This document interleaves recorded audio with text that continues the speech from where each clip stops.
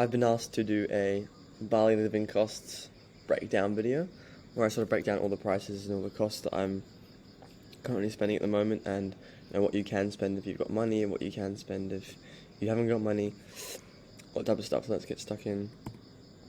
So accommodation in Canggu, hostels can be from 10 to 30 AUD a night, depending on how nice of a hostel you want. The hostel that I'm at is $12 a night, which is pretty good. And also a lot of hostels need volunteers. So for example, the hostel that I'm at needs a party promoter. In return, you get free accommodation and other perks depending on how good you are at promoting. So that's something that I'm going to do. Hotels and villas. So obviously this is going to be more expensive because, you've got a way nicer place, but so it can be from 30 to 500 Australian dollars a night, depending on how nice of a place you want to stay as well, and where you want to stay in Canggu.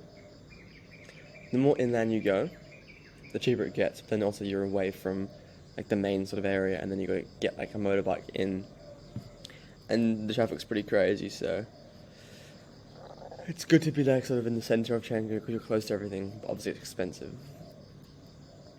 Now, so if you're coming to Bali with a few friends, split a luxury villa 4 ways, for example, and you can live like an absolute king for pretty cheap. I have a friend who's split a villa with a few of his friends. It's $2,500 a month, and he's paying $700 a month, which is pretty good for an amazing villa that he's staying in. He's got a pool, he's got everything. So yeah, very, very cheap here. Local food.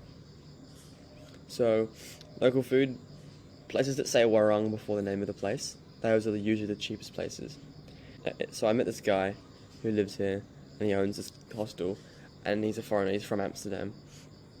And he said that the safest way to eat the food here is to eat the local food because they make it fresh, they make it on the day.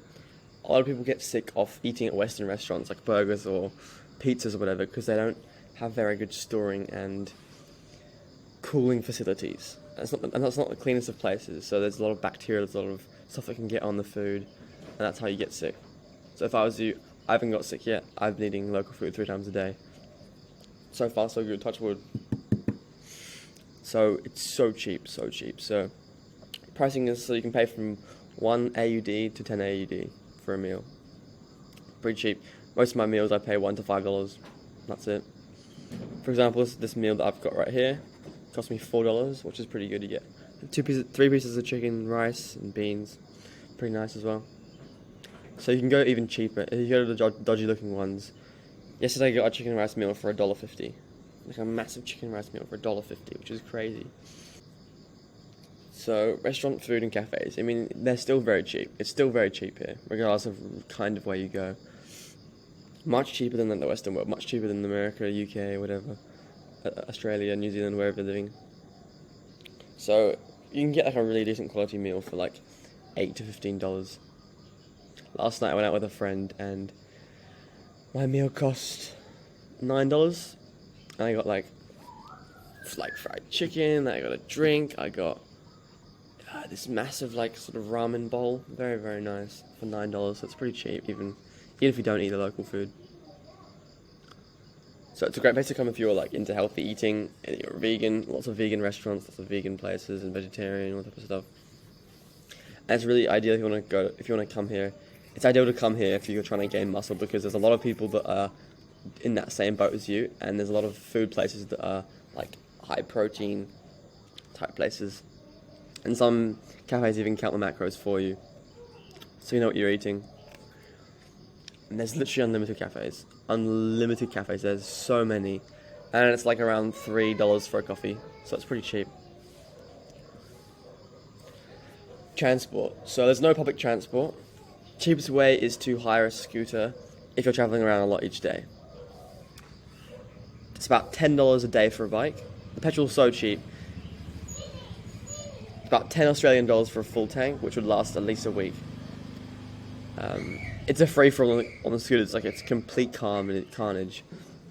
So you got to be really careful of your surroundings. Pay attention, drive slow. Don't drive like an idiot because you're going to hurt yourself or you're going to hurt other people. It's just not worth it.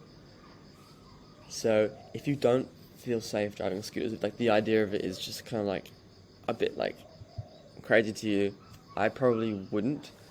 Maybe build yourself up to it. Maybe build yourself up to the confidence of trying. But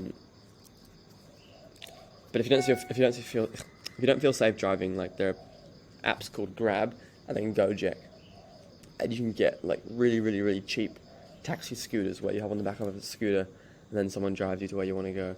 And last night I paid $1.50 to get like 5 kilometers, and then $1.50 to get back. So it's so cheap. And I've kind of thought to myself, I'm going to do that. Instead of having my own bike, I'm going to go and just order Gojeks to where I want to go, because I wasn't really going around that much during the day.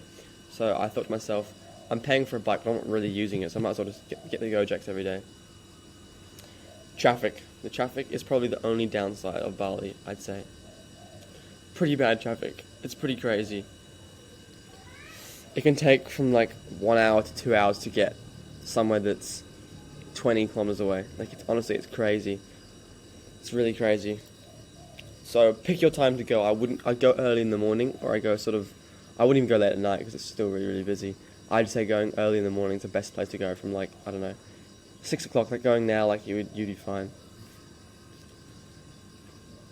So lunchtime is probably the craziest time, the most busy time to go, and it will take you a little while to get anywhere. So avoid to drive around at lunchtime, if you can. Gyms. Okay, so the gyms here, like, they do advertise a lot of stuff. Some of them have like ice baths, they have like full-on like group works, they have personal training, they have a bunch of different stuff. But I couldn't find one of those places, like a high-end place, that was for less than $100 a week. $100 a week is like kind of a lot. That's kind of crazy. Like back at home, I was paying $40 a fortnight, so I wasn't even paying close to $100, which is crazy. I can't even. Anyway, so there's this gym called Pukuk Gym, which that's how you say it. So it's like daily, that's like $3.50. Weekly, $12.50 pretty much, and then monthly it's $30. So it's very cheap. I'm gonna go back and do that once I got a little bit more money, but yeah. Pukuk Gym. I mean, I'm not sponsored by them or anything, so don't think that I'm like getting paid from them. But yeah, good gym. So extra costs. So you have to get a visa on arrival. When you first get there, you have to get a visa on arrival, which costs about $50, and there's no way of getting around it. You have to buy it, and that allows you to stay in the country for 30 days. And if you want to extend your stay, if you want to stay for longer, you have to extend your visa before the 30 days is over. So don't extend it like the day after or the day before. Like, extend it like a week before. If you know you're going to stay, extend it a week before. Just to save some troubles. There's lots of visa hubs that you can go to in the area, and they're just all around, and you'll say visa extension, and you sort of walk in. Make sure it doesn't look too dodgy. If it's like a sort of well-established place, it's got, doors, it's got air conditioning, should be fine. And then you walk in there, say you want to extend your visa, they'll give you a few options, and it costs about $80. I paid $80 for it, which isn't too much at all, which really isn't that much. So yeah. So what the process is, so you go in there, you pay for it, you get it done, you give her your passport, they keep your passport for a while, they process it all, and then they send your passport to the main immigration place in I'm not exactly sure where it is, but it's like an hour away from Canggu, I'm pretty sure. So you have to go there, do your fingerprints, do a few documents and stuff, and then I think that's the end of the process. I'm going through the process now, so I'm not exactly sure. So I'm pretty sure, it's like three steps pretty much. Extra cost, so depending on what you want to do or where you want to go, like, it's expensive as you make it. Like, if you want to go and do surfing, it's cost like $5 to rent a board for 2 hours. If you want to, honestly, I don't really know too much. I can't really talk about all that because, yeah. But yeah, it's as cheap and as expensive as you make it. So that's kind of it. I hope that helped you out, to the bloke that asked me to do this. I hope it gives you a little bit more of an idea. Maybe you'll come out here, who knows. But yeah, if anyone else has got some ideas, just send them through. Comment them, whatever it is. Message me on Instagram. See you next one.